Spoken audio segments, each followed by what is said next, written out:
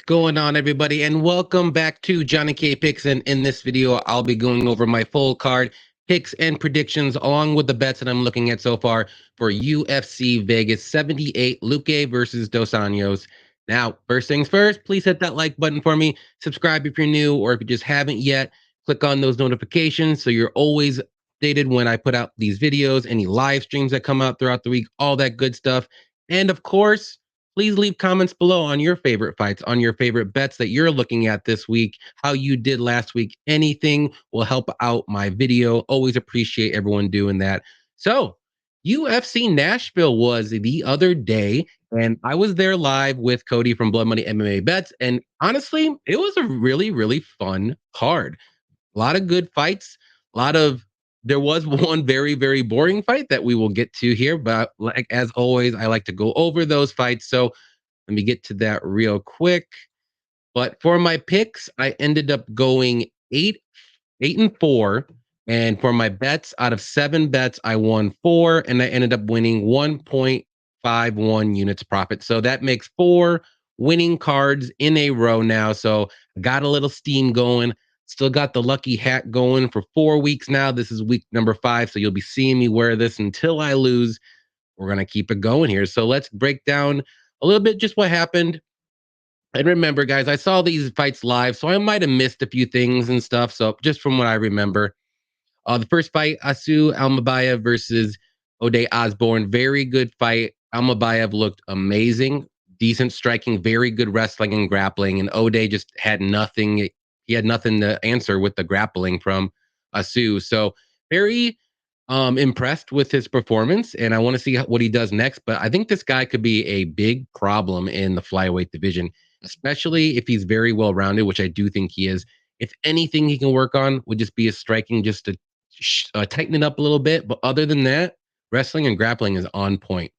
Next fight, Sean Woodson versus Bazooka. Very fun fight as well. Bazooka was taking this fight on short notice. He looked decent in the first round, but you can tell he was slowing down as the fight went on. And then Sean Woodson, I think he could have got him out of there earlier. I know he didn't win by a finish, but I think he could have got him out of there if he kept this on the feet and worked his boxing. But I think Woodson wanted to show everyone, or maybe even work on his grappling, because Bazooka literally just had gas and he was surviving on pure like will and grit. But good performance from, like I said, both guys. Bazooka is pretty solid. I want to see him on a full camp. I'm glad he's in the UFC. Woodson, very good performance from him too. Probably my fight of the night. This was an amazing fight to watch live. Cody Durden versus Jake Hadley. Durden ended up winning. I had him as an underdog bet. He won all 3 rounds. The round 2 was insane. Like, both guys had submissions that were wrapped up. No idea how either guy didn't tap to both the submissions that they were in. And just a very, very fun fight, very good fight. A lot of wrestling from Cody. And Hadley showed off some of his striking. And actually, Cody had solid striking in the beginning, too. So, very fun fight. I know Jake Hadley, I saw on Twitter, said there was a couple things that went wrong during his weight cut, but you know how that goes when they lose. So, I don't know how much you can take into that. But Cody Durden was the better guy that fight, if you want to say. Billy Q versus Damon Jackson. There's a funny story with this one. So me and Cody were watching it live, and there's this guy next to us, and he had a bet on Damon Jackson. And this guy was going crazy, running up and down the freaking hall, like the little aisleway when we were on the floor. And he's like, after Damon Jackson won round 1, he's like, I'm going to win. Like, I have no idea how Damon Jackson was the underdog. And me and Cody just looked at each other and we're like, I guess he'd never seen the Billy Q fight. And sure enough, Billy Q came out in the second and third round and basically just out cardioed, out pressured, out volumed Damon Jackson. And this guy was so shocked that Damon Jackson lost because he thought he won. And I don't know if he's ever bet on MMA before, but it was a funny story. But good win from Billy Q. Damon Jackson did look good in the first round, but he started to fade, and Billy Q just did Billy Q things. That's what I told everyone. This is Billy Q. This one kind of hurt me. Carlson Harris versus Jeremiah Wells. Wells looked so good in the first 2 rounds with his wrestling and grappling. Good striking too. And then in the third round, he got his neck caught and he lost. And I had a bet on Wells, and I was very depressed after that fight. But hey, it happens. I mean, my read was right, but I just didn't think Jeremiah Wells would get caught with a submission because he's a very high level BJJ guy too. I know Harris is too, but Wells never been finished either. So now that was his first time. A good win from Harris. He's always going to be live now. Always live for a submission. Kyler Phillips versus Hani Barcelos, another fun fight. Kyler looked good in the beginning, and then Barcelos started looking good in the end. I thought this probably could have went to split decision, but I did favor Phillips just ever so slightly, but not a 30-27. That was a wrong scorecard. I had no idea how Kyler got a 30-27. Barcelos won the last round for sure. So good fight though. Ludovic Klein versus Bahamondes. Bahamondes looked like crap. Didn't do anything that I thought he would do. Couldn't stuff takedowns. Worked off his back way too much. Didn't get up at all. And even Bahamondes' striking didn't look as good as it usually does. And I mean, give it to Ludovic Klein. He looked good. Used his wrestling like he's been doing. But I just didn't think he'd be able to do it as well as he did. So good win from him. And Bahamondes needs to go back to the drawing board. I know he's young, but I think he's a little bit better than that. Tanner Boser versus Kamir. Fun fight, not the greatest. This is probably one of the lackluster fights of the night. Boser looked a little bit better, but you know, Alexa's coming in off a 2-year layoff note. So he didn't fight for 2 years.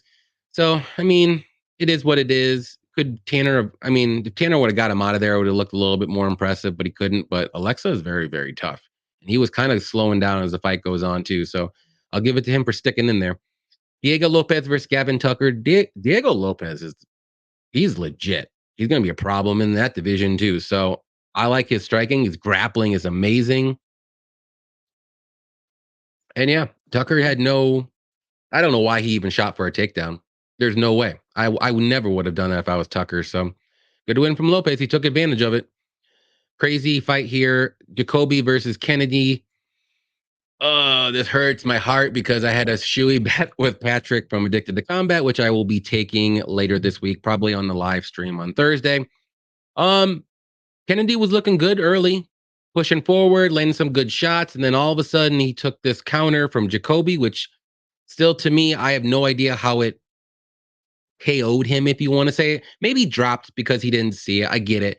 But do I think it was an early stoppage? He could have let it go a little bit more. I'm not complaining whatsoever. What I'm complaining about is how Kennedy got dropped by that shot because it wasn't a really good shot. Jacoby, I'm not saying he doesn't have power, but he's not like this big KO guy. So at least it wasn't as bad as the phantom elbow that Kennedy got knocked out from. So, I mean, good win from Jacoby. I just didn't see this fight going that way. Next one, Tatiana Suarez, Jessica Andrade. We all knew that. I mean, most of us knew Suarez was going to get this one done. Once it got to the mat, and she's dominated once it did. So good win from her. She's looking better. Wrestling's looking good. Her striking can use a little bit of improvement, but she had good kicks up the middle to get to the body of Jessica all fight, and it was kind of slowing her down a little bit. So that helped out with the takedowns, and then eventually got that guillotine. So that was a very, very good win from her. And then the 5 rounds of WrestleMania from Corey. I mean, hey, give it to Corey. He did what he needed to do, the easiest path to victory, and he got it done. Good win from him. Let's put that out there first. But watching it live, it was so freaking boring. Me and Cody were like, this is really how this was going to end. And we were like, this is supposed to be Umar versus Corey. And it would have been a way different fight if that happened. But, like I said, Corey got the win done, got the win. He did what he needed to do. He took very little damage. And honestly, Fano was looking good on the feet early. So I don't question why Corey was taking him down, because he had the massive grappling advantage and he showed why. So got what he needed to do there. So good win from Corey. Like I said, overall fun time in Nashville, fun card to watch. And we'll go to my bets real quick. Like I said, won 4 out of my 7 bets for 1.51 units right there. Profit. The only bets that I end up, or we'll just go through them real quick. Sorry. Lost on the Jeremiah Wells money line. I had Cody Durden money line, won that. Lost on Bahamondes wins in 3rd round or decision. Thought it would be going a little different, but Won this parlay of Billy Q Sandhagen, lost the Kennedy parlay because of that phantom knockout. Fight to start round 3 in the Kyler Phillips fight. Suarez, the under, hit that parlay, and also these time props for fight to start round 2 in the Billy Q fight, fight to start round 3 in the Corey Sandhagen fight, and to go over 1.5 in the Bahamondes fight. So 1.51 units. We're looking to get more on this card. I will admit, this is a tricky card already for betting. DraftKings only has about 6 or 7 fights up, so I can't even look at all the odds. I see them on fightodds.com, but DraftKings is being slow this week. So the bets may be coming slow this week throughout the week. So I'm going to look at the lines and stuff. But yeah, UFC Vegas 78. Here we go. Didn't lose too many fights, a couple here and there, nothing crazy. So we'll go to the first one. Is going to be Juliana Miller versus Luana Santos. Miller is 3-2, 27 years old, 5'7", 66-inch reach. And Santos is 5-1, 23 years old, 5'6", with a 68-inch reach. So Miller, super aggressive fighter, loves to push forward, comes in, kind of swinging a little wild. Nothing. She's not very technical with her striking. She does have some power if she lands, though. Very good grappler. If she gets this fight to the match, always works for submissions. Okay takedowns. She's very durable. Pretty good cardio as well. Kind of green or raw, if you want to say. She's only fought in 5 fights. She's had some grappling matches, but she still has tons of room to improve. Santos making her UFC debut. She's a very good grappler herself. Very good submissions. Striking is just okay. Very solid trips and takedowns.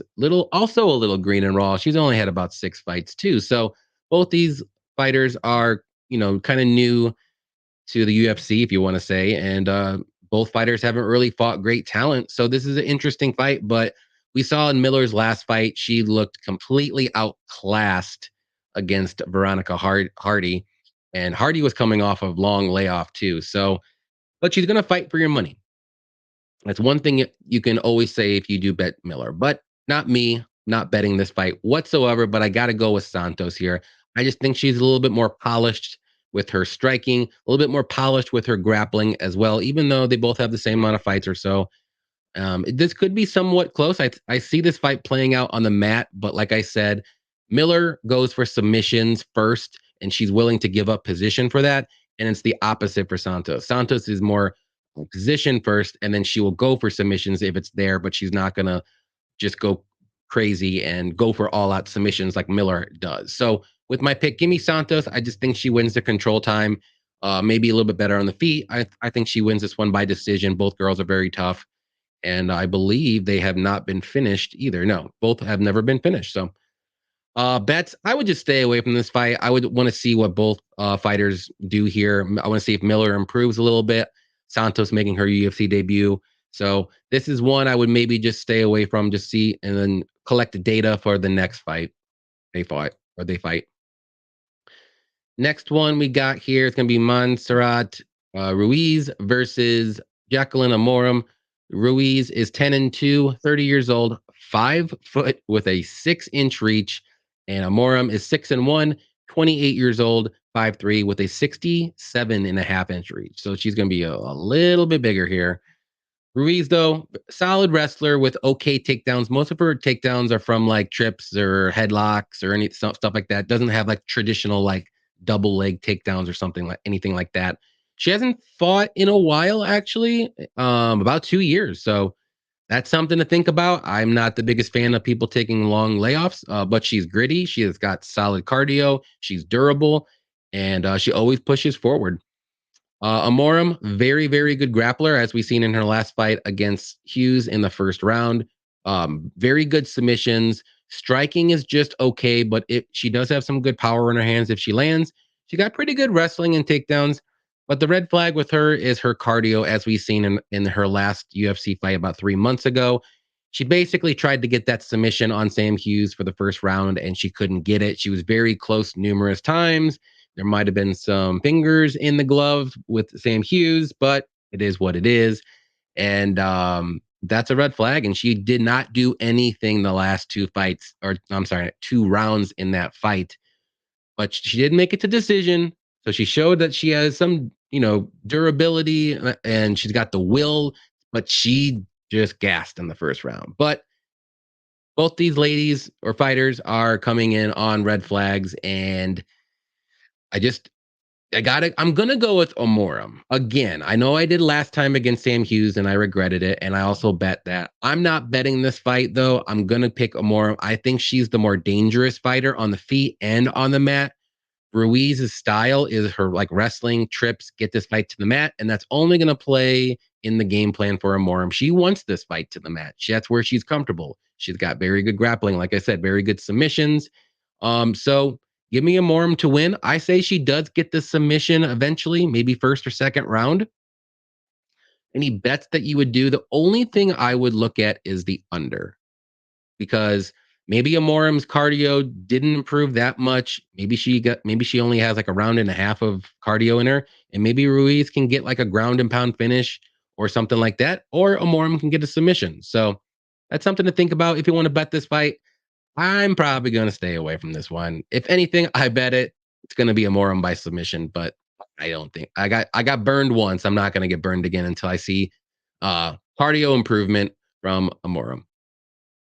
Next one we got is going to be a fun heavyweight fight here. We got Josh Parisian versus Martin Buday. Parisian is 15-6, 34 years old, 6'4", 79-inch reach. Buday is 12-1, 31 years old, 6'4", with a 77-inch reach. So Parisian, he's an okay striker. He throws a lot of volume early on. He can slow down as the fight goes on with his volume as well. He can use some wrestling. He can take down his opponent, but normally he doesn't. He gets taken down more so than he gets a takedown, because his takedown defense is not good at all, and he can be controlled when he's on his back. But he's pretty durable. And like I said, the cardio is kind of there. It's not like he death gasses, but you can tell he slows down. Buday, solid striker. He's got decent power in his hands. He's very, very good in the clinch, though. Good elbows, good knees. He's very strong. There was pretty good volume too, but there's times in some of his fights where he randomly just becomes a low volume fighter. Don't know why. I don't know if he's gun shy or what, but that's something to think about here. Yeah, I got to go with Buday. I can't trust Parisian especially after the first round, and I think Buday is durable, got the chin. I don't think Parisian's going to be able to knock him out or anything. I don't think Parisian's going to be able to take him down. And so I think Buday can either keep him up against the cage, work his clinch, work his elbows, get some control time that way. And even if it's on the feet, I like Buday. I think he's the more technical guy here, and he's got better cardio. I think he's just as durable too. So I see this fight going to decision. So give me Buday by decision. Bets, you can look at Buday minus 200. It's a little scary though, little scary, but I do think he wins. You can look at the overs too. I don't think either guy is gonna finish one another. I think they're not the finishers at heavyweight. They're more so like volume guys, and they're gonna pick you apart or get some takedowns and stuff like that. So, but give me Buday by decision. Might not be the greatest fight, but it is what it is. Next one's gonna be Francis Marshall versus Isaac Dulgarian. Marshall, 7-1, 24 years old, 5'9", with a 72-inch reach. And Dulgarian is 5-0, 27 years old, 5'7", and I'm not sure his reach. So Marshall, very well-rounded fighter. He's got good striking, good boxing, good counters, good combos as well. He's durable. He can be a little hittable on the feet with technical strikers, but he always returns after he gets hit. He goes back in for combos, like I said. Very good grappling, pretty good takedowns too, and with his wrestling, good submission game as well. Bulgarian's making his UFC debut. He's a well-rounded guy. I would say he's a better wrestler, but he's got pretty good striking too, good takedowns. The knock on him though, and he's looked good in this fight that I watched, but he hasn't really fought great competition. Like 7-2, okay, 1-1, 2-3, 0-0, making his MMA debut, 2-2. So he's fighting these guys. This is a big step up in competition actually for Dulgarian. So I think this fight might end up being a little closer than a lot of people think, but And also, too, I think a lot of people are going to be on the dog here. And I personally like Marshall here. I think he's got the better grappling. I think he can take this fight to the mat if he wants to. If he does get taken down, I think he's got very good defensive grappling and he can get back up or maybe even work in a reversal, maybe get a submission game going on the feet. I actually like him a little bit more, too. I think he can land the better shots. Sure, he'll maybe take some good shots from Dulgarian, but I like Marshall here. I mean, I'm not saying it's going to blow him away or anything. I'm not like super confident. I don't like the line for him. I wouldn't bet him on the money line, but I do think he wins this fight. It may end up being close. And like my little red flag though is Dulgarian's just competition that he's fought. I think he's good. I don't know if UFC debut, you got the jitters, all that stuff, and I think Marshall he's fought some good guys recently. You got Gomez. Gomez was a good fight. He looked very good in the third round of that fight. Tried to come back, almost got a submission win, but he didn't look that great in the first two rounds. But Gomez is a really good striker. Looked good in the Rojo fight. And then even in his Dana White Contender Series fight, he looked really good. So with my pick, give me Marshall to win. I'll say by decision. You can look at his money line or either money line, whatever you like. You can look at the overs here. I think the over might be a better play just in case. I don't think anyone's going to finish either of each other. Next one here will be fun for however long it lasts because, yes, it is a Terrence McKinney fight yet again. Terrence McKinney versus Mike Breeden. McKinney, 13-6, 28 years old, 5'10 with a 73.5-inch reach. Breeden, 10-5, 34 years old, 5'10 with a 70-inch reach. So we all know who McKinney is.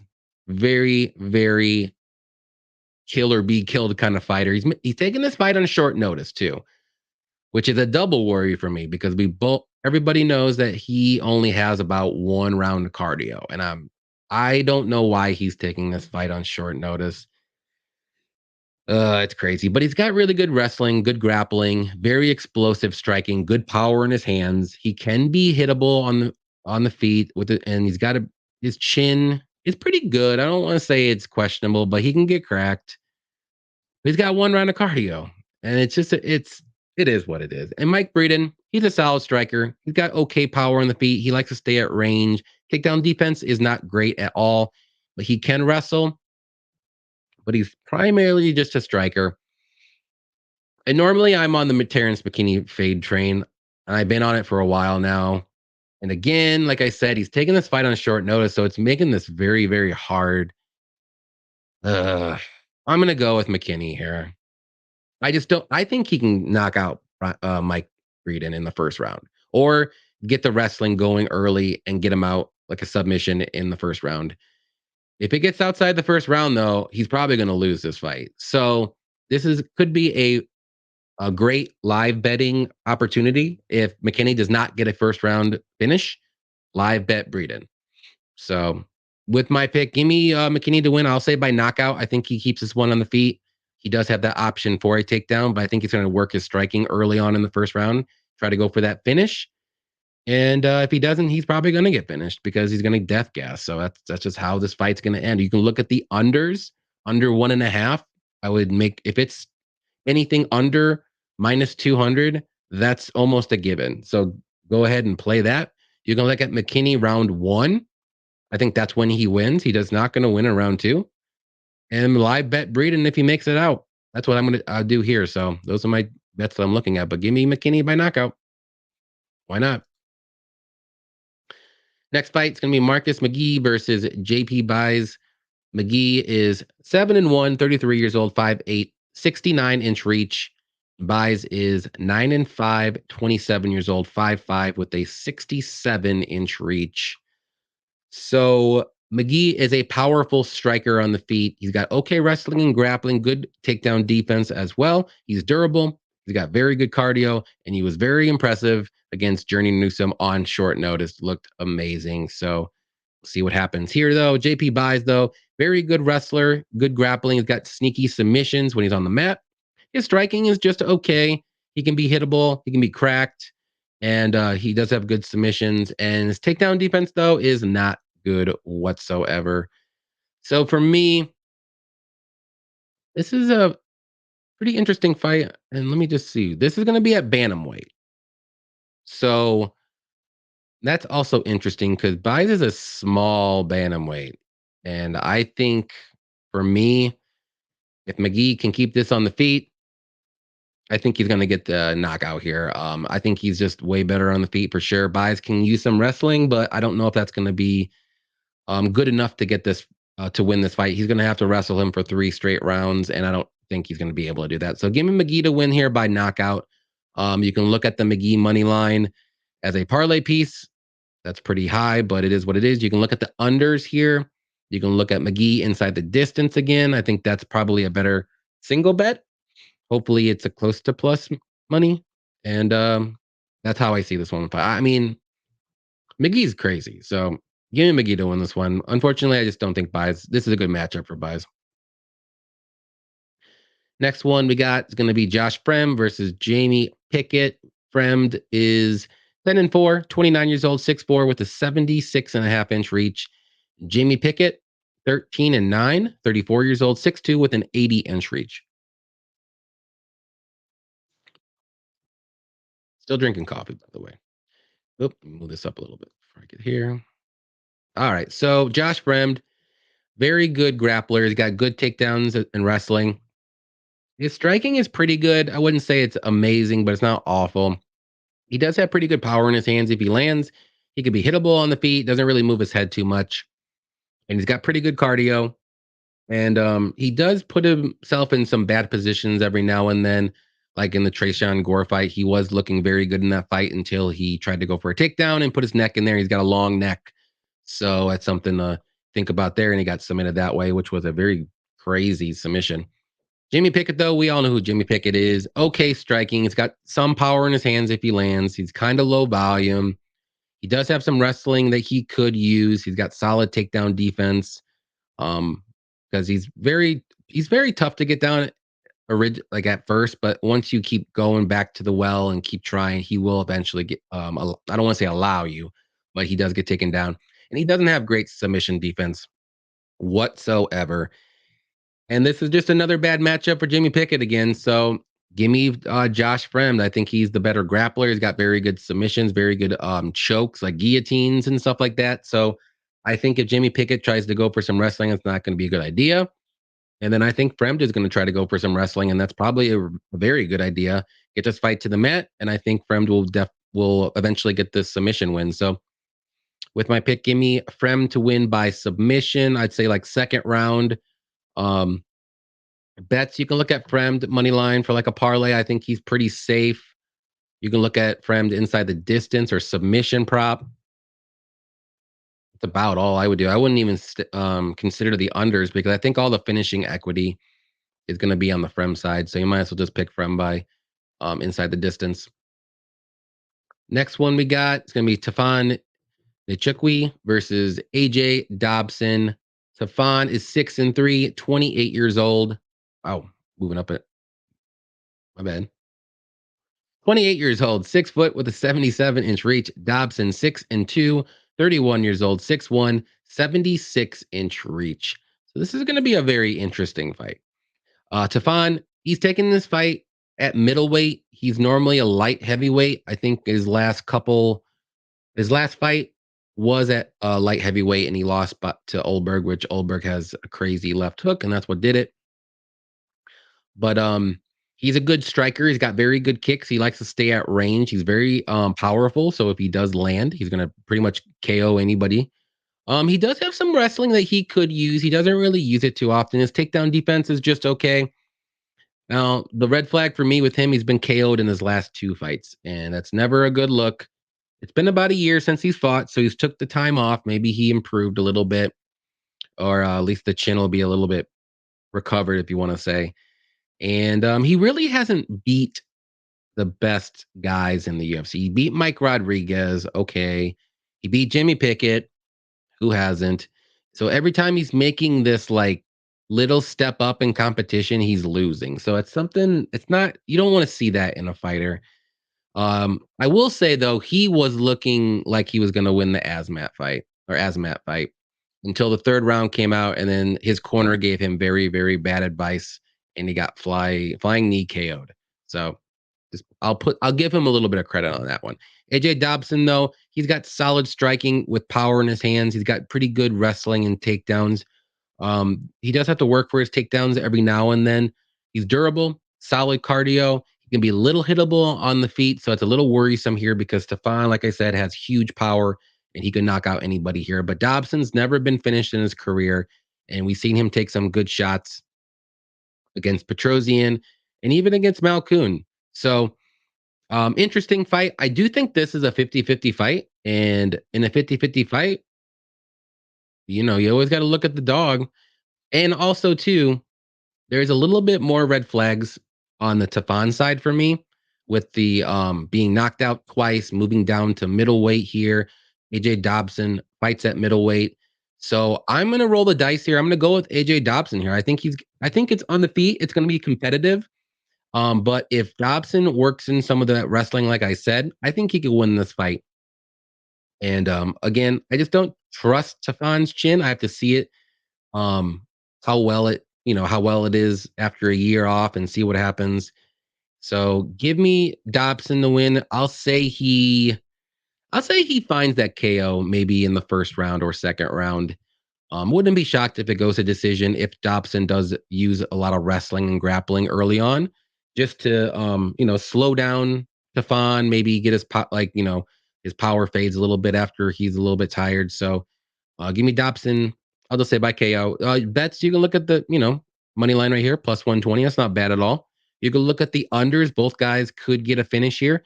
Stefan can get the knockout. Dobson can get the knockout. He does have some submissions in his record too. So Dobson's not fish out of water for grappling. He can get something like a rear naked choke or something like that. But this should be an interesting fight. So give me the dog here. Next one we got is going to be a fun one too. We got Polyana Viana versus Yasmin Lucindo. Viana is 13-5, 31 years old, 5'5", with a 67-inch reach, and Lucindo is 14-5, 21 years old, 5'3", with a 66-inch reach. So Viana, we all know, very, very good grappler with very good submissions. Her striking is pretty good. It looked very good in her last fight against Frey. So I don't know if she's been improving, but it's never has looked that good. So she was very quick, good elbow, got the knockout. She can be taken down, and she does like to work off her back a little too much, like to a fault. So because she wants to get her grappling game going. She does have okay takedowns herself, but a lot of times she's the one being taken down, and sometimes she does struggle if she tries to go for takedowns. Lucindo, though, I would say well-rounded fighter. She does have pretty good striking with power. She's durable. She's got solid wrestling and grappling. She can be a little hittable sometimes if it gets a little too crazy coming forward. And her takedown defense is just okay. But she's very young. She I don't want to say red flag, but I was a little concerned that she couldn't get Brogan Walker out of there. But she did win pretty comfortably, if you want to say. The Howard Geary fight was a very good fight, back and forth. Showed off very good striking. But yeah, this is going to be a very fun fight. And before I tell you who I'm going to go with, I just want to say this. I think Lucindo is going to be very good. She's very young. She's 21 years old, and she has a bright future ahead of her. But I don't know if she's fought anyone with the grappling credentials as Viana. And if she does take this fight to the mat, if Lucindo tries to get any wrestling going, or if Viana can take the back or anything like that, I don't know if Lucindo is going to be able to be safe for too long. I'm not saying Lucindo has terrible grappling, but it's not to the level of Viana. And on the feet, I think this could be close. And if Viana improved more so than what she looked like in her last fight with her striking, this could be a very, very close fight. And I already favor Viana on the mat. Even if she is on her back, she's going to be live for a submission every second of the fight when this fight's on the mat. So we've seen Lucindo sometimes make some questionable decisions. She after some takedowns, she didn't make she let Brogan Walker up a couple times, and she could have controlled her. So Viana's going to take advantage of any little mistake that Lucindo does. So I am going to go with the dog here. I'm going to go with Viana. I think she does eventually get the submission. I think Lucindo is going to try to go for a takedown, maybe give up her neck, maybe get reversed or something like that. And armbar, is it available? Like any kind of submission you could think of, I think it could happen here. And on the feet, like I said, I think it could be close.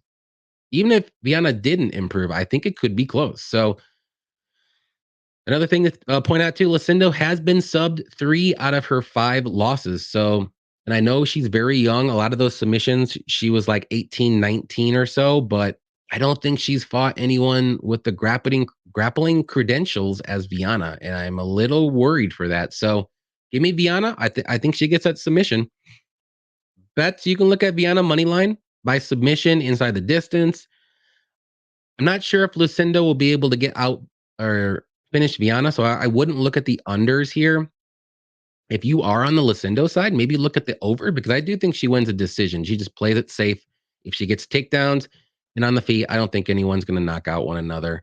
So give me Viana to win as another underdog here, and I think she gets the submission. Next one, we got Khalil Rountree versus Chris Daukaus. Rountree is 11-5, 33 years old, 6'1 with a 74-inch reach. Chris Daukaus, 12-6, 33 years old, 6'3, 76-inch reach. So Rountree, very, very, very good kickboxer with a lot of power in his kicks and a lot of power in his hands. Good leg kicks, good high kicks, all that stuff. He likes to push forward. His volume does tend to fade as the fight goes on. And sometimes he gets in these little, I don't want to say crazy, like flurries of punching, but when he goes, he has that like little switch. If he turns on that switch and he can land some very, very good shots. We've seen it in a couple of his fights as of late. He's usually durable though. And like I said, his cardio is pretty good too. In the third round, though, he could, tend to fade like in his last fight in the Jacoby fight, which very questionable when I did think Jacoby edged him out, at least in the first 2 rounds, but it is what it is. Daukaus, though, he's making his light heavyweight debut right now. He's always had solid striking with tons of volume, very quick strikes, good boxing, good combos. The problem is with Chris Daukaus, though, is his chin. He's just kept getting knocked out at the heavyweight division. So, I mean, these are, power punchers in the heavyweight division. So I'm going to give him a little bit of credit, but I will say this. I see this fight going about the same as Tanner Bozer's first fight in light heavyweight division. The same way it went for Daukaus because Daukaus always had the speed advantage in the heavyweight division, and I don't think he's going to have that big of an advantage. Maybe he might not at all. And Khalil Rountree can hit like a truck, just like Kutalaba. And I think Rountree finds that chin eventually and gets the knockout. Unfortunately, I don't trust Daukaus's chin whatsoever. I know Daukaus will be a little bit bigger, but also you got to look at the weight cut. How is he going to look on the scales? I mean, he's got to cut about an extra 30 pounds or so, 35 pounds. So that's something to think about here too. But give me Rountree. I think he does get that knockout. I will say that in the first or second round. I can't back a guy who's been knocked out 3 times in a row. Can't do it. And I know it's only been about 7 months, so how much is he going to improve? Not much. It's going to be the same old Chris Daukaus. No offense to him, but I like Rountree and how he's going and he's looking better in his last 3 fights. Bets, though, you can look at Rountree money line. I think that's a pretty safe parlay piece. You can look at Rountree by knockout. You can look at the unders here. I think both guys have a chance for a knockout. Chris Daukaus can land like a sneaky combo and knock out Khalil. Khalil's been knocked out a couple times, so it's not like it's crazy. So, but give me Rountree by knockout.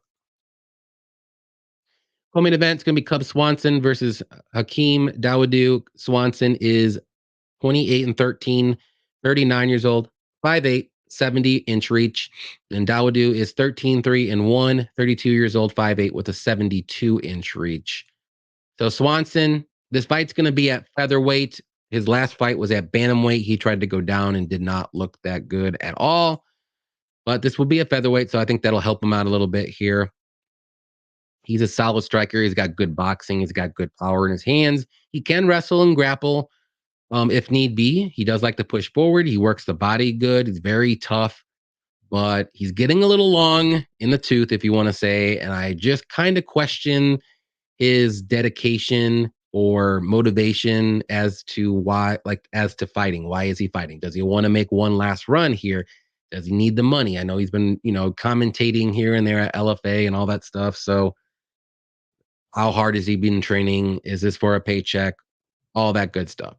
Dawodu, he's a very good striker, good kickboxer. He's got very good kicks. He likes to push forward. He's got good counters, sneaky power in his hands. I wouldn't say he's like the one-shot knockout guy, but he can land a knockout. Takedown defense is just okay. He can be controlled on the mat if he does get taken down, and he has a hard time getting back up against good grapplers. He's durable. He's got solid cardio. He does have pretty good leg kicks too, so that's something to think about in this fight. And the reason why is the last fight, Swanson fought Jonathan Martinez, who's one of the best kickers in the UFC, and he got KO'd by leg kicks, so he does not check kicks whatsoever. So this is going to be a fun fight.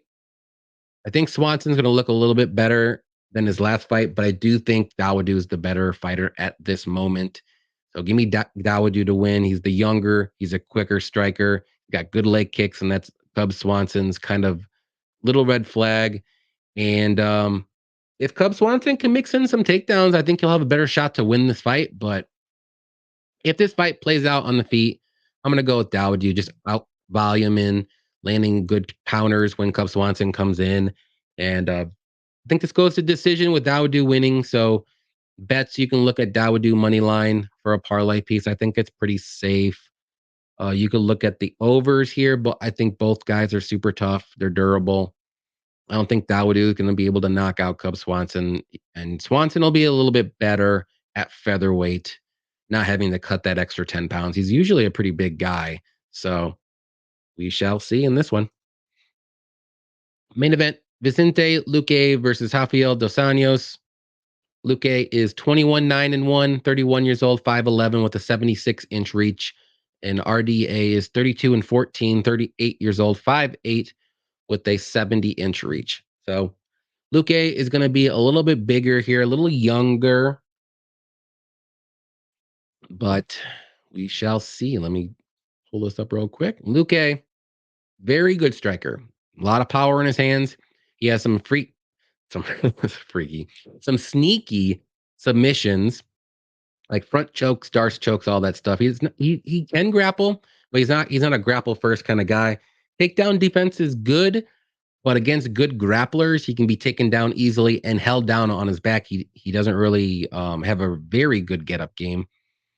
Dos Anjos, well-rounded fighter, solid striking. He's durable, good cardio, very good wrestling and grappling himself. He times his takedowns very well, and I liked what I saw in his last fight against Barberena. I liked what I saw against Moicano. He was looking pretty good against Fiziev until he wasn't. So, and he's been in 5-round fights a lot, and he's been to all 5 rounds in one decision. So he's got good cardio too. So I see a lot of people on the Luque side, and I get it. I mean, he's the younger guy. He's going to be the bigger guy. He may be the better striker too, but this is MMA. There's wrestling involved. There's grappling, and if you put everything together, I think RDA is the more well-rounded guy, and I think he's gonna mix in some wrestling, some takedowns, some grappling. And if he doesn't, he may be in trouble. But like I said, I think he's gonna do it. So give me RDA here. And I think, like I said, we've seen Bilal Muhammad. I don't want to compare RDA and Bilal Muhammad, but Bilal Muhammad controlled Luque for pretty much all that fight on the mat. And I think RDA can replicate that blueprint and pretty much do the same and win I don't want to say a Corey Sanhagen, Rob Font boring 5-round decision, but it may look a little along those lines of that. I think that's where RDA has a huge advantage, is getting this fight to the mat. And if not, Luque, he has a shot for the knockout. I mean, RDA was just knocked out by Fiziev, so it's not like, I think that was his, RDA hasn't really been knocked out too many times. 3 times in his career. And I know Vicente Luque got a knockout or was knocked out. That was his first knockout. And another little thing about that, and I'm sure a lot of you already read this, but Luque is coming back from a brain hemorrhage that happened after the Neal fight, which was about a year ago, and he's been cleared and everything, but that's a little scary. And I don't know the mentality that Luque is going to be in after that, because that's a very serious injury, or not injury, but a condition. Maybe he's a little hesitant. Maybe he doesn't want to get hit a lot. I don't know about this. So that's a little red flag to me with that too. So give me RDA to win by decision. That's RDA money line. You can look at the overs here, see where it's set at. If it's set at like 3.5 or 2.5, I like that a lot, because I think RDA is going to work that wrestling and grappling early and often. So that's what I'm going to go with here. RDA by decision. So that is all the fights that we got here. Like I said before, thank you for watching. Always appreciate everybody doing that. Please hit that like button. Subscribe if you enjoyed the video and you just new to the channel. Like I said, leave some comments below. Don't forget about that. Thursday night, me and Cody always have our live streams. It'll be on my channel this week, 6 p.m. Central, 7 p.m. Eastern time. And yeah, we're also going to do a Saturday pre-fight live stream as always too. So definitely hit those notifications so you know when that comes up. So hope everybody enjoys the fights this weekend. Good luck on their bets. And until next time, happy fight night.